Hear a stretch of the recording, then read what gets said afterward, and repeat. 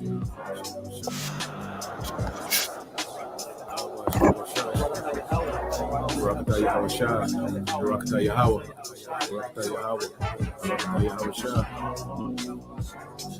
little one shall become 1,000, and a small one a strong nation. I, the Lord Yahweh Bashem El Shai, will hasten in this time. And how is that going to happen?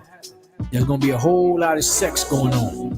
One man is going to have as many women as his heart's desire. If a man wants to have 10,000 women or 20,000 women or more, there ain't going to be no, that simpish ass tank spirit, only one woman. That's a simp spirit.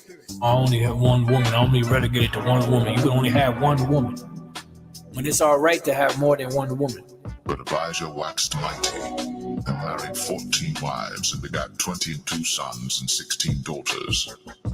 And Gideon had 70 sons of his body begotten, for he had many wives. And his concubine that was in Shechem, she also bare him a son, whose name he called Abimelech.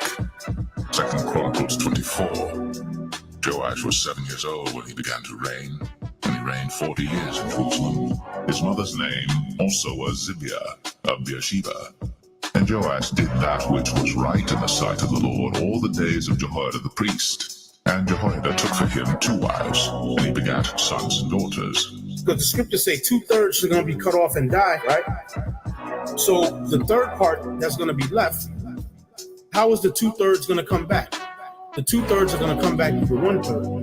The 1/3 that make it out of here, out of this destruction, from being here in Babylon, and the ones that are scattered throughout the rest of the 4 corners of the earth that the angels pick up and take in the chariots. When we come back down to this earth after the destruction, the ones that die are going to be bred back by the ones that make it. 2/3 are going to be cut off and die, but they're going to come back in the kingdom as the children of the 1/3. They're going to come back and they're going to get it right this time. In this side right here, they're going to have to be sacrificed. Romans 11:26. And so all Israel shall be saved, as it is written, there shall come out of Zion the deliverer, and shall turn away ungodliness from Jacob.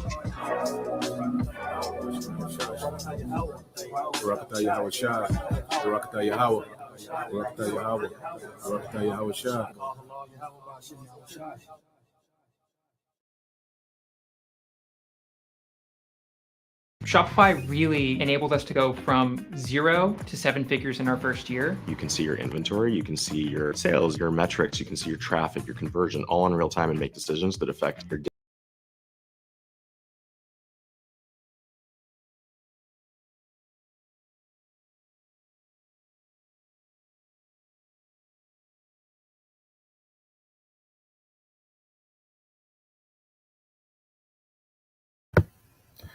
All right, Shalom. First and foremost, I would like to give all praise and glory unto Yahweh, Bahashem, Yahushua, Bahashem, Kakadash. Double honors unto the apostles and the elders, GMS, who rule well, teach well, being an example to his younger brothers, and peace and blessing salutation to the hopeful elect out there pushing his word and truth and the sincerity across the 4 winds of Yahweh, Bahashem, Yahushua, pushing to get up out of here. Shalom to the hopeful elect, the believers, the listeners, whom have came back to the obedience of the scriptures through faith in Yahweh, Bahashem, Yahushua. All right, and what I want to get into today, the title says, all right, Esau is a major sicko, okay, and this man, is the king of perversion, and there's nothing that this man won't do when it comes to his lewdness, man. Okay, now, I got I want to start off with a few precepts, and then I got 2 videos I want to get into, and it'd be mostly the videos, so I'll start off, with the precept first.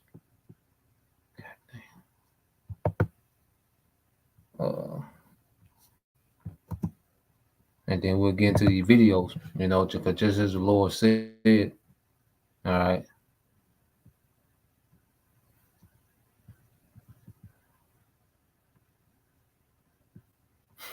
All right. So, let's go here. And let's share the screen. All right. Because understanding, all right, that the devil, Esau, Edom, this is why scripture referred to this man,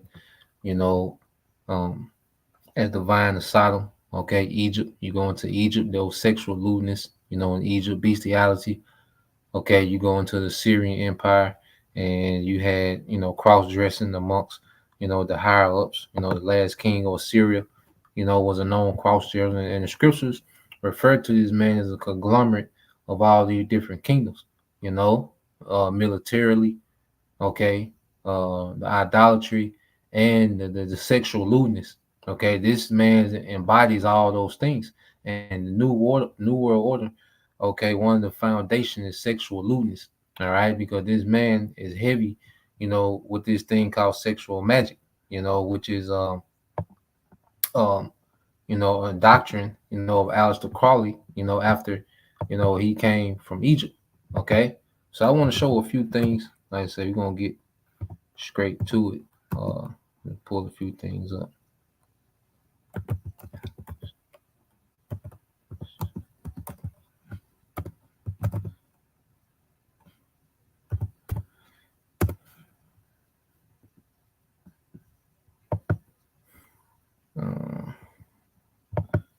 Just want to have it pulled up so I can go straight to it.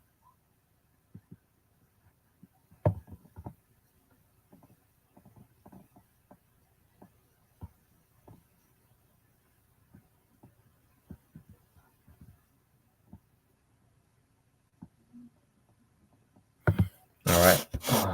So yeah, let's go here to Deuteronomy 32 and 32. It says, "For their vine is the vine of Sodom," okay, which means their ways stem from the ways of Sodom. All right, which is all lewdness, all manner of sexual perversion. Okay, in the fields, it says, "In the fields of Gomorrah, their grapes are the grapes of gall, their clusters are bitter, their wine is the poison of dragons, and the cruel venom of asps." Okay, so their doctrine, okay, is the poison, all right, of an adder, okay, of dragons. I mean, and it's spiritual because it refers, to, all right, this devil as a dragon. When you go into a prophecy, okay, it calls this man the dragon. Right?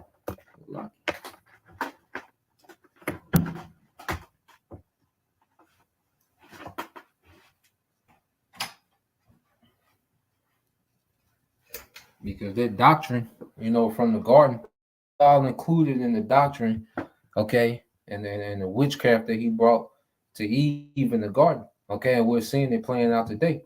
And who's on the front line saw Edom protecting this madness? Man, it's Eve. Okay, now let's go from there.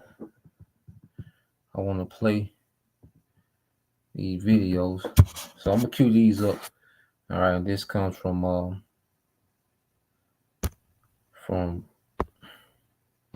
alternative news site.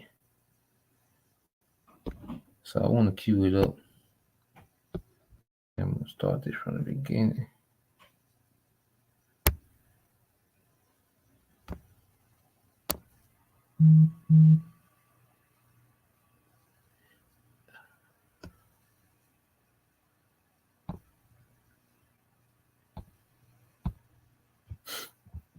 So I'm gonna jump around. I'm gonna let a little bit of it play. Now, the Lord is allowing everything to be revealed, okay? Because the Lord is bringing shame to this place before He destroys it.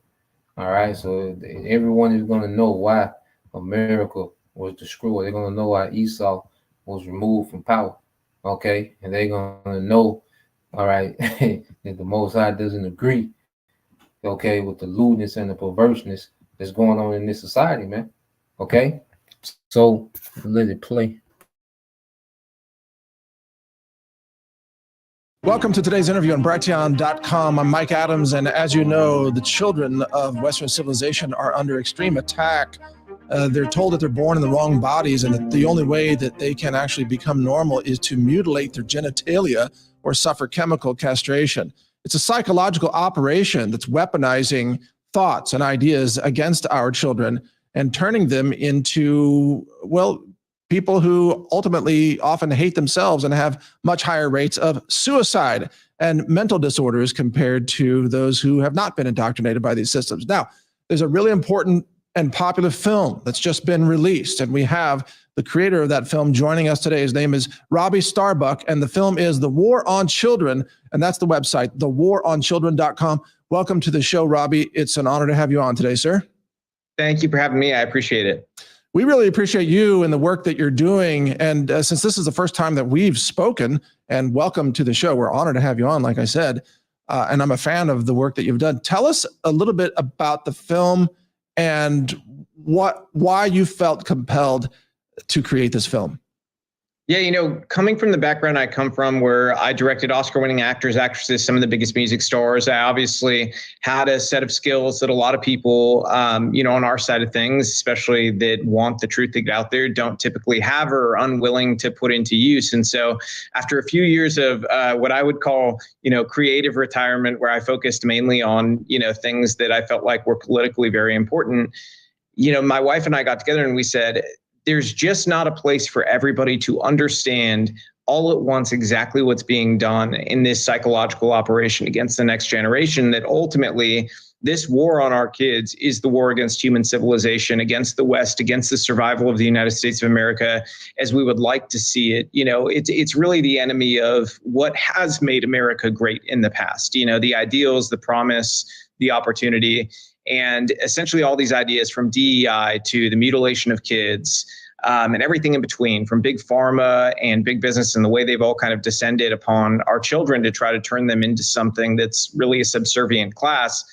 We needed one place for people to understand it, to connect all the dots, that these aren't just bad news stories you hear every 2 weeks. This is a consolidated effort, a very coordinated effort to change the minds and really brainwash the next generation and indoctrinate them into a belief system that will make them subservient to the state and to list enemies that frankly want to do them harm.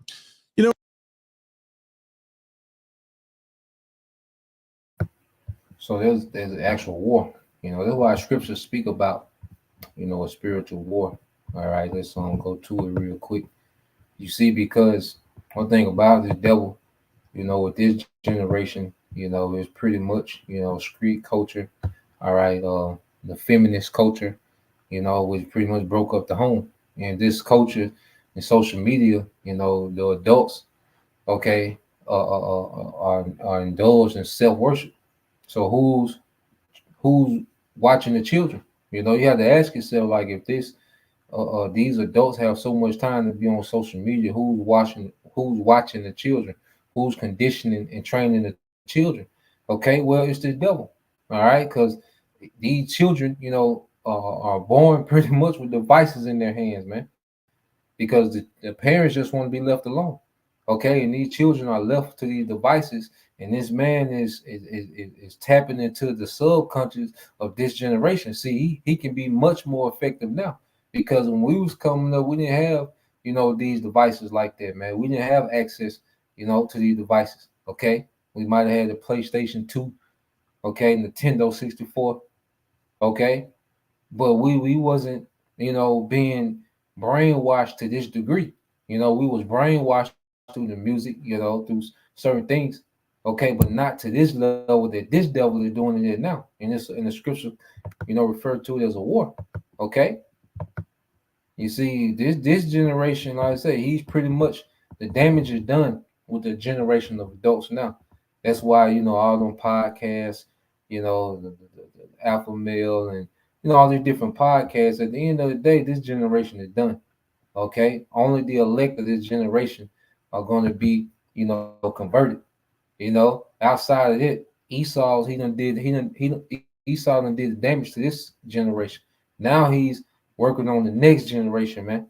Okay, now this is Ephesians, all right, chapter 6. Like, this is Ephesians chapter 6, verse 12, and it reads, "For we wrestle not against flesh and blood, but against principalities, against powers, against those of the darkness of this world, against spiritual wickedness in high places." And see, these devils are in high places doing wickedness, man.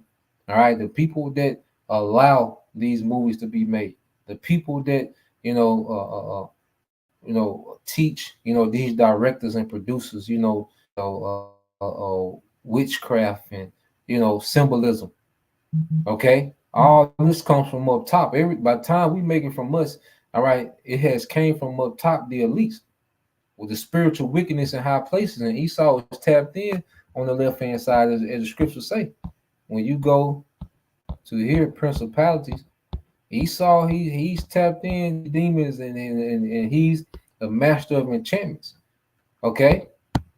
When you go to principalities, which in the Greek is arche, okay, and it says the beginning or origin, the person or thing that commences, the first person or thing in the series, the leader, okay, and it says of angels, okay, and demons, okay, and this devil is tapped into the left hand side, and he's all into this thing of sexual magic. That's why he's so much into the pedophilia, okay, and the transformers. Like that's the top two things that he's into, because those are some of the most perverted things to do.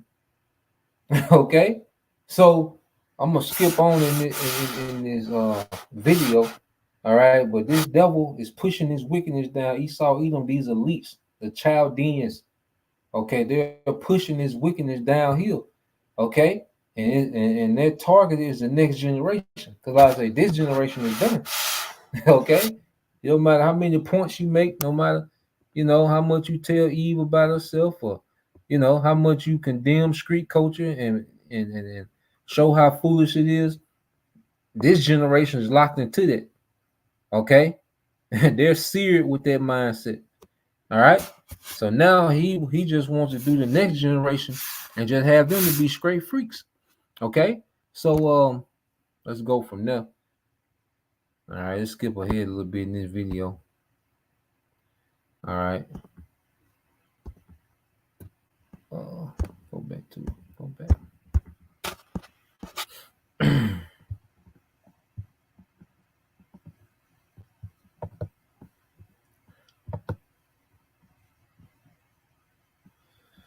I'm going to play some more. Mutilate them. Well, we're allowing the same thing now. And what we used to say we would never allow, we're allowing. And then I think they committed mass suicide because they thought their souls were going to be teleported to meet the mothership on the other side of Halley's Comet the last time the comet came by.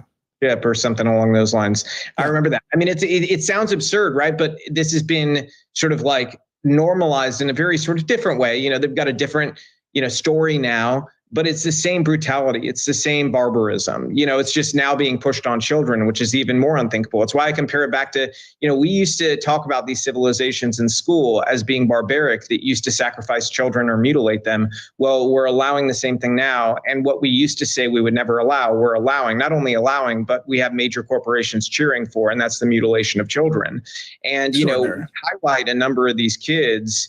And I think what's very important, by the way, and I think maybe the most powerful thing about our film is that we made a point of really tearing down the mainstream media and the propaganda machine that it is. Because when it comes to this issue of transgender surgeries for kids, we went through meticulously and got so many clips of the mainstream media, CNN, MSNBC, NBC, ABC, CBS, all the clips of them saying no children are getting these surgeries, period. They said it.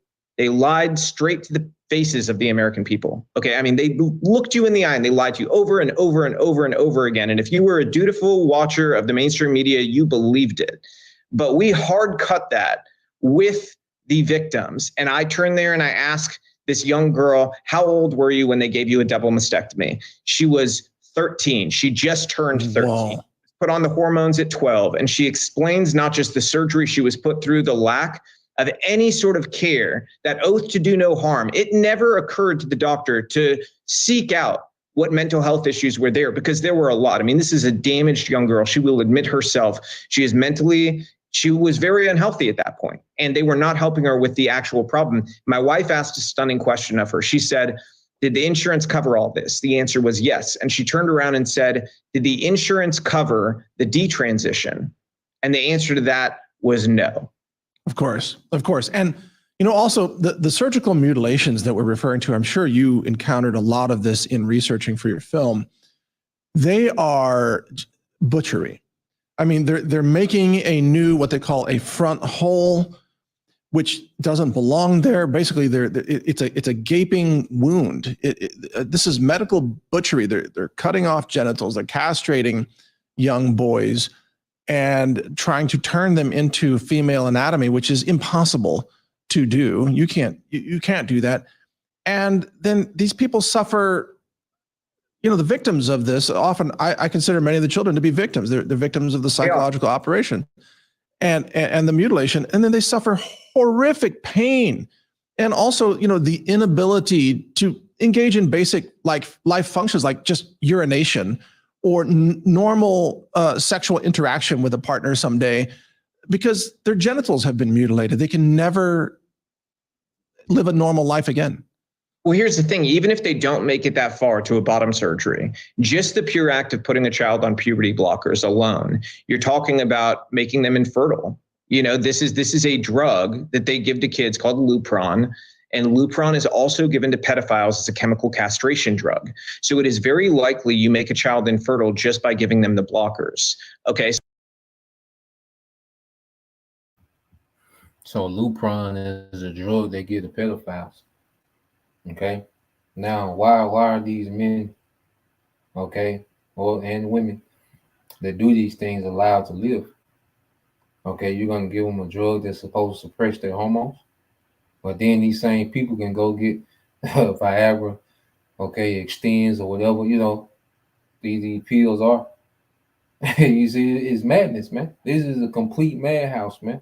And I'm gonna say this because you look on TikTok, all you niggas are talking about, okay, our people, you niggas, all you niggas are doing is a dance challenge on TikTok or trying to prove that we ain't the Israelites. And this man is doing all this, okay? And these are the people that niggas want to be saved, okay? Niggas will do research, get out work early, stay up late, trying to figure out, how to debunk, the truth. But then no one puts no effort into what this man is doing real time. You see? I say, while everybody is worshiping themselves and entertaining themselves, this man is running a major psyops on the children, man. A major psyops, man. There's no way the Lord is going to allow this generation of children to become adults, man. Okay? We will go absolutely crazy, man.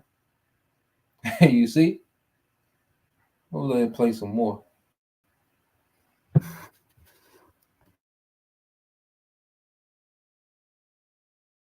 So that by itself, is a child able to consent to the idea they will never be a biological parent to a child? They will never be able to have a kid? Absolutely not. A kid can't consent to that. I mean, unless you're talking about something where they are going to die, they're going to be terminal unless they have a hysterectomy, which is exceedingly rare.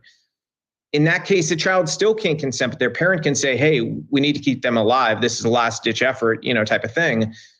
But in the case of this idea, you can change genders, which is impossible. It's not just ludicrous. It's not just a violation of do no harm.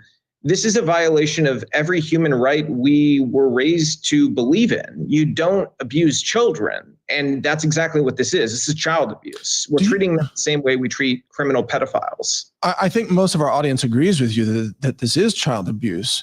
So let me ask you the next question. Do you think that the surgeons and the hospital administrators who are carrying out these procedures, should they be criminally prosecuted for child mutilation? They absolutely should, and they should be held civilly liable, and they will be. I mean, I think the reckoning when it comes to all this is going to be the civil side of things. I think it's going to be the lawsuits. My wife and I worked very hard to make it illegal in the state of Tennessee to do these surgeries. That's something that we work.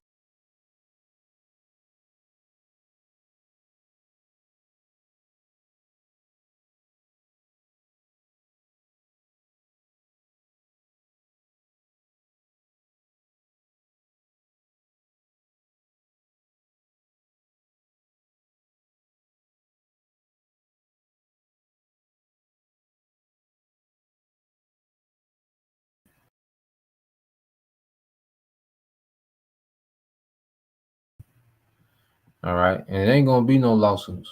Okay. Ain't no court you can go to because the court's answer, all right, to the wicked. Okay. There's not going to be the answer. Now, he says something. I'm going to go back into it. But, just this is complete torture, man. With young boys, they're just cutting holes in them. They're chopping off their genitals and then just busting open the womb in them, man. This, goddamn. Okay, and no uproar of the American people, man. Okay, But when AT&T phone service go out for 3 hours, okay, it's a protest. Okay, it's a lynch mob.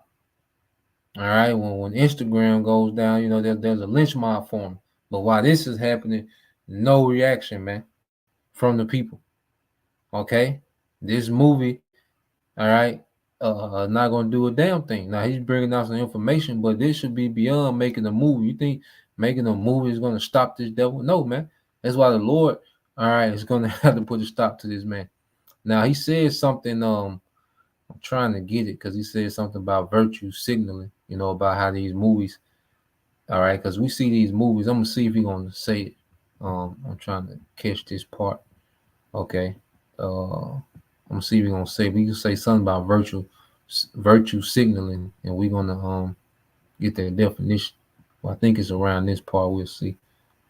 WEF mindset. A lot of this is coming out of the World Economic Forum and things along those lines. I mean, you say when you were talking about the logos earlier, all these companies doing the LGBTQ plus logos.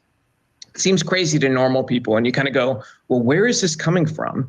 And we explain that in the movie, that in many cases, a lot of these executives don't even agree with this stuff. But the reality is there is money attached to it. And the Corporate Equality Index that's connected to the Human Rights Campaign, it requires these corporations to do a certain number of public virtue signaling things. I mean, this is like a religion, like a cult sort of religion. I hate to even call it a religion because really it operates like a cult, but it's religious to them. Like the people who are adherent to this is their religion. For lack of a better term, wokeness has become their God. And so with that as context, these people, they're not just believers. These are the people who live, eat, and breathe their religion. Okay, it is their life. It is their life's work and their purpose on this planet to indoctrinate the rest of the planet into wokeness. And so when they use the institutions they've taken hold of, like, let's say the Human Rights Campaign, and they use that to push this the CEI scores, those are attached to very real monetary things for a major corporation. So if they don't do the virtue signaling, the public acts of, adulation for this cause and this ideology, they will lose money. They will lose significant financing and money. And this extends out into the DEI arena as well. They have to do these things. Where ESG comes from, it is tied to money. It is not necessarily a representation of the executive's belief system. In fact, in many cases, it's not. But the executives are too cowardly to stand up against it and to say, no, we're not going to take part in this. Yeah. So a lot of this is attached back to the money. And we explain it in the movie and show kind of what the links are there. But that's okay. So let's explain, what he's saying. All right. So as we notice, we watch, a series on Netflix, and it'd be a pretty good show. You get into it. As soon as you get into it, good. It's just some unnecessary alphabet, narrative that's now, in the movie. And that's why when you see a lot of these movies, like the alphabet characters really have nothing to do with the true narrative. All right. They have their, their freaky scenes, in the movie. And you be like, damn, they ruined a good, movie series. You see it everywhere. All right. So we're gonna expound on some more, but let's go into virtue signaling. Let's get that definition. All right, so we understand that term. I just looked it up today, as he was saying it. All right, so we're gonna look up virtue signaling. All right, then we're gonna look up at DEI. All right, so when you look up the definition for virtue signaling, let me know if y'all can read that. I might need to blow it up a little bit. See if I can blow it up. But let me know if y'all can see it. We got little pictures on the side as well. All right, but so you go into the definition of virtue signaling. All right, virtue signaling says the public expression of opinions or sentiments intended to demonstrate one good character or social conscience or the moral correctness of one's position on a particular issue. So when you see movies, okay, or commercials, all right, and you have, okay, what you call virtual signaling, Now you can use this in a good way. Okay, there's a good way to use this. All right, virtue signaling. You know, when you read the scriptures, guess what? That's a form of virtue signaling and righteousness, man. Okay, it's implanting, you know, certain perspectives and thoughts and morals and standards in your mind when you read the scriptures. It's a righteous form of virtue signaling. But on the left hand side, this devil uses it for pure wickedness, man. Okay, he uses it for wickedness. All right, you see this? Okay, see these different pictures. You know, it's also a form of propaganda. Okay, but this is what this devil does. You see? So he puts like you had Bud Light, you know, they had to put the transformer in the commercial. They lost a lot of money. But see, what happens is I want to get this word, you know, because it just like I watched a movie, you know, me and my wife were watching a movie last night, thing called Joe Black with Michael J. White. Now it was a Western movie, but out of nowhere they threw in a scene, you know, with like a gay Indian, you know, a gay Native American, and it had nothing to do with the narrative of the movie. Okay, but in order to see to do these movies, you have to have a line of credit when you do these movies. When you're dealing with Netflix and you know these different platforms. Okay, when you're doing a movie, especially doing a big budget movie, you have to have a line of credit. In order to get approved for that line of credit, you have to meet a certain DIE score.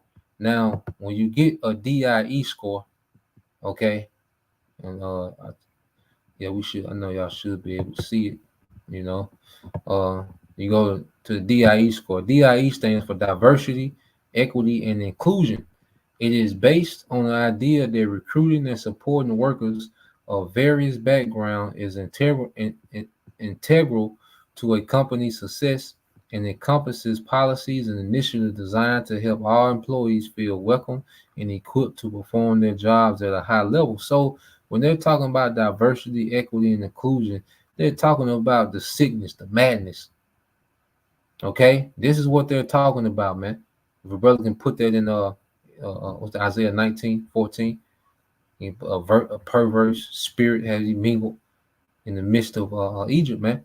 So when you go to get credit, guess what? They're going to want to know, okay, how diverse is your cast?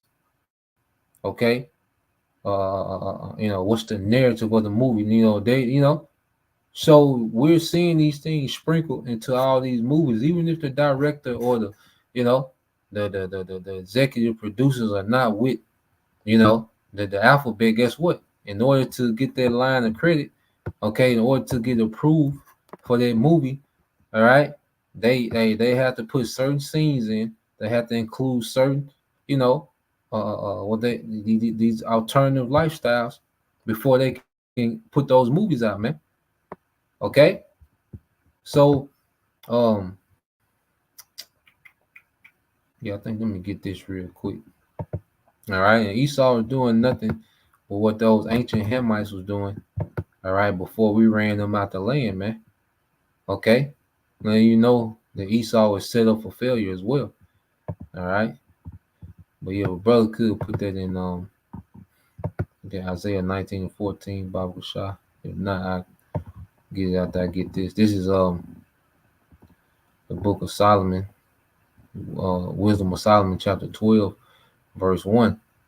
All right, it says,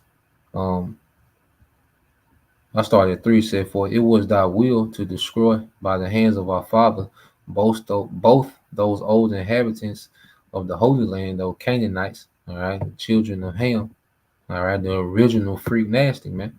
Okay, but Esau has taken it to another level.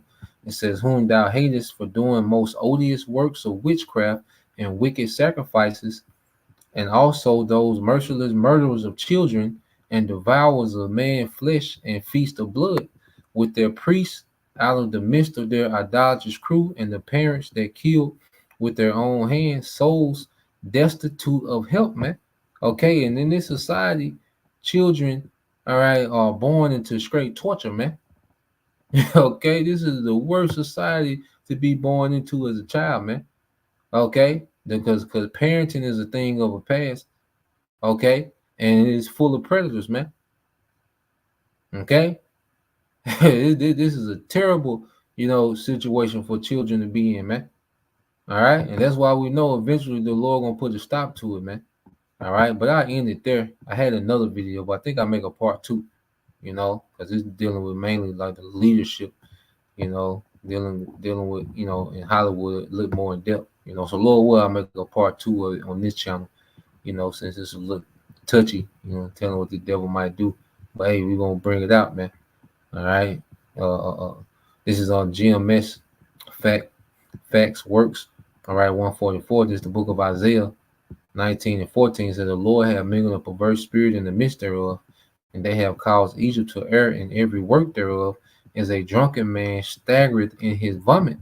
Okay, so we're seeing a very perverse spirit in the midst of America, man, and the masses have taken hold to it, man. Okay, and under the presidency of Biden, all right, hey, this place has just been freaked out, man. But we know, all right, what the Lord is going to do, same as He did to Sodom and Gomorrah. We know the fate of this place, man. Okay, so that was it. I ended right there. Get ready to go to class. But yeah, Lord will we'll do a part two. Lord will, you brothers. All right, and you sisters edified. Till next time, I say Shalom, Kwon Yashala, a Bible ball soon. Shalom.